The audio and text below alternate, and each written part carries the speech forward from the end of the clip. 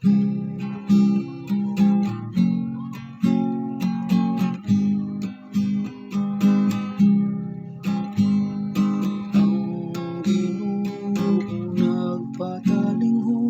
sa singgit sa kabus.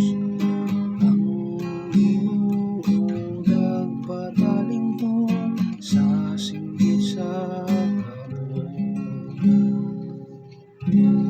Dayogon ko ang Ginoo sa tanang mga panahon. Ang iyang pagdaig maniya kanunay sa kumbaba.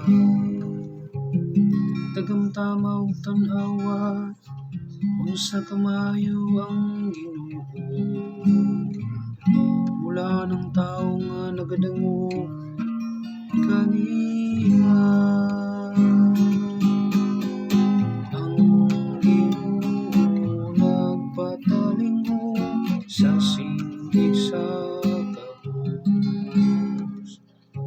Gisudyan sa Ginoo ang mga nagbuhat og dautan, aron mapapas ang ilang handumanan diha sa yuta.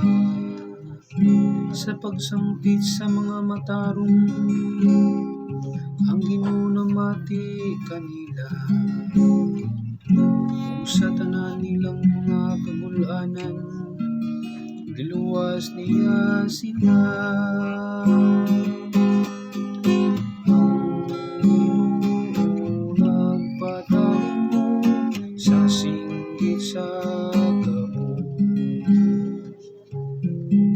Ang Ginoo haduol sa nagahinungso, ug sila nga nagul sa espiritu iyang giluwas.